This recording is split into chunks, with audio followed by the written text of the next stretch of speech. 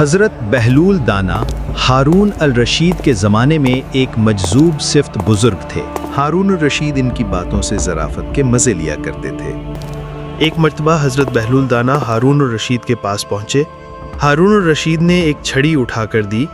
مزاحاً کہا کہ بہلول، یہ چھڑی تمہیں دے رہا ہوں، جو شخص تمہیں اپنے سے زیادہ بے وقوف نظر آئے اسے دے دینا۔ حضرت بہلول دانا نے بڑی سنجیدگی کے ساتھ چھڑی لے کر رکھ لی اور واپس چلے آئے۔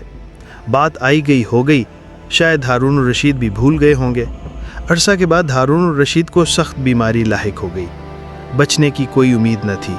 اطباء نے جواب دیا۔ حضرت بہلول دانا عیادت کے لیے پہنچے اور سلام کے بعد پوچھا، امیر المومنین کیا حال ہے؟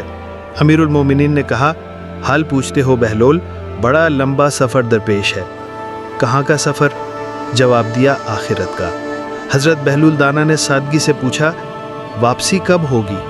جواب دیا، بہلول تم بھی عجیب آدمی ہو، بھلا آخرت کے سفر سے بھی کوئی واپس ہوا ہے؟ حضرت بہلول دانا نے تعجب سے کہا، اچھا آپ واپس نہیں آئیں گے تو آپ نے کتنے حفاظتی دستے آگے روانہ کیے اور ساتھ ساتھ کون جائے گا؟ جواب دیا، آخرت کے سفر میں کوئی ساتھ نہیں جایا کرتا، خالی ہاتھ جا رہا ہوں۔ حضرت بہلول دانا بولے، اچھا اتنا لمبا سفر، کوئی معین و مددگار نہیں؟ پھر تو لیجیے۔ ہارون الرشید کی چھڑی بغل سے نکال کر کہا، یہ امانت واپس ہے، مجھے آپ کے سوا کوئی انسان اپنے سے زیادہ بے وقوف نہیں مل سکا۔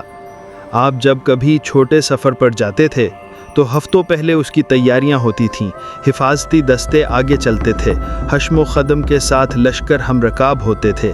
اتنے لمبے سفر میں جس میں واپسی بھی ناممکن ہے، آپ نے تیاری نہیں کی۔ ہارون الرشید نے یہ سنا تو رو پڑے اور کہا، بہلول ہم تو تجھے دیوانہ سمجھتے تھے، لیکن تو چھپا ہوا خزانہ نکلا۔